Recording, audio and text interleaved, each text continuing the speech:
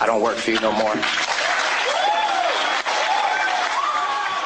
That was John Michael Turner stripping his medals and ribbons from his chest and throwing them into the audience to the applause of attendees at Winter Soldier. Turner then went on to describe some of his time in Iraq.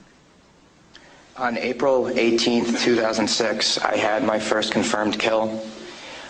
This man was innocent. I don't know his name. I called him the Fat Man.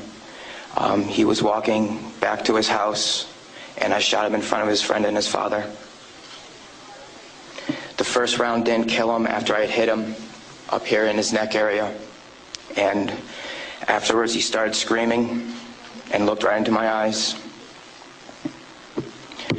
So I looked at my friend who I was on post with, and I said, well, I can't let that happen. So I took another shot and took him out. He was then carried away by the rest of his family. It took 7 people to carry his body away.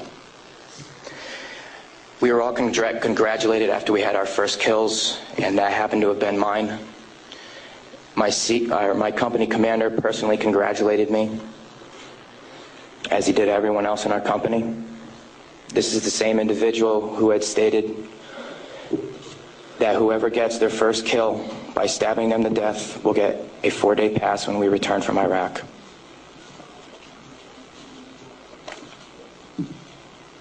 There was one incident where we got into a firefight just south of the government center, about 2,000 meters. We had no idea where the fire was coming from, and the way our rules of engagement were, pinpoint where the fire is coming from and throw a rocket at it. So with that being said, we still didn't know where the fire was coming from, and an 84mm rocket was shot into a house. I do not know if there was anyone in it. We do not know if that's where the fire was coming from, but that's what was done. Please go to the next image.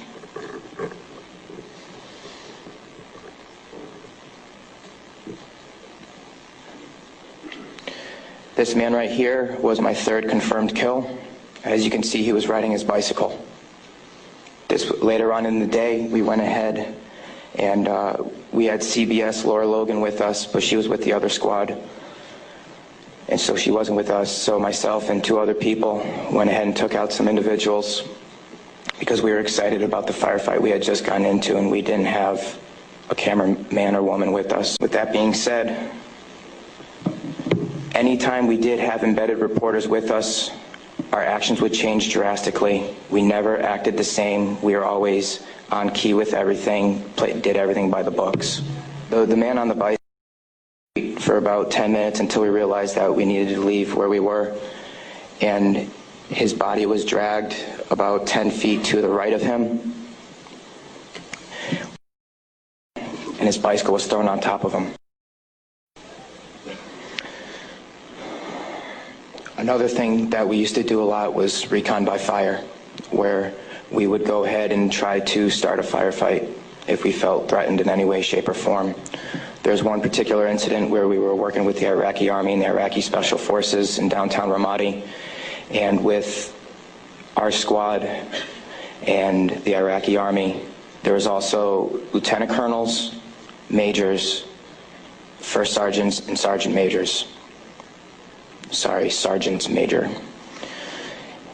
With that being said, the Iraqi Army would go into the house, kick in the doors, and then go ahead and shoot. And there were loud bursts of machine gun fire. We thought we were taking fire, but then we later found out that it was them.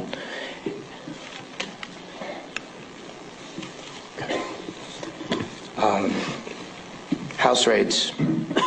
Because we were a grunt battalion, we were responsible for going on several patrols. A lot of the raids and patrols we did were at the night, around 3 o'clock in the morning. And what we would do is just kick in the doors and terrorize the families. That was an image taken around 3 o'clock in the morning through night vision goggles. And that is the segregation of the women and children and the men. If the men of the household were giving us problems, we'd go ahead and take care of them any way we felt necessary, whether it be choking them or slamming their head against the walls. If you go back to that one picture that was one man that wasn't taken, that was taken care of in a very bad way. Because of all the wiring that he had, it would be considered an IED making material. On my wrist, there's Arabic for FU. I got that put on my wrist just 2 weeks before we went to Iraq because that was my choking hand. And anytime I felt the need to take out aggression, I would go ahead and use it. Please go to the next picture. The next video that I'm going to show you is a tank round that went into that minaret, where we weren't sure if we were taking fire or not.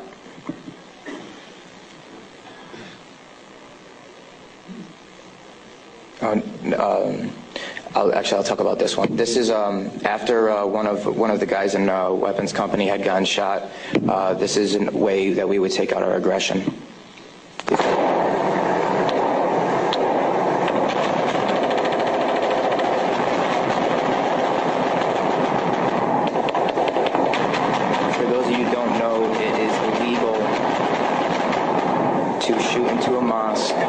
Unless you were taking fire from it. There was no fire that was taken from that mosque. It was shot into because we were angry. Can you please play the next video?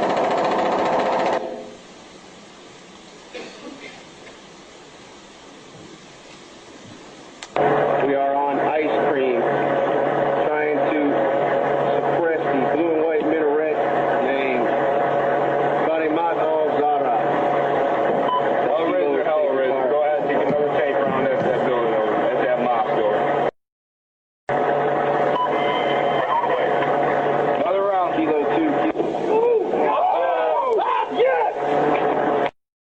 Next image.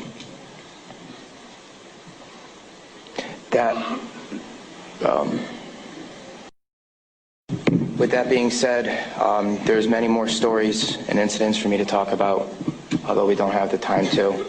But this just goes to show you that that was the after effect of the tank round. Next image, please. The reason I am doing this today is not only for myself and for the rest of society to hear, but it's for all those who can't be here to talk about the things that we went through, talk about the things that we did. Next image.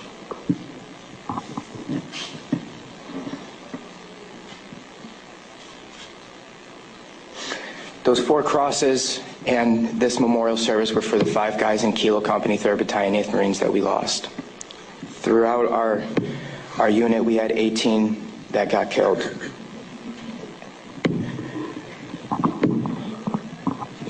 With that being said, that is my testimony. I just want to say that I am sorry for the hate and destruction that I've inflicted on innocent people.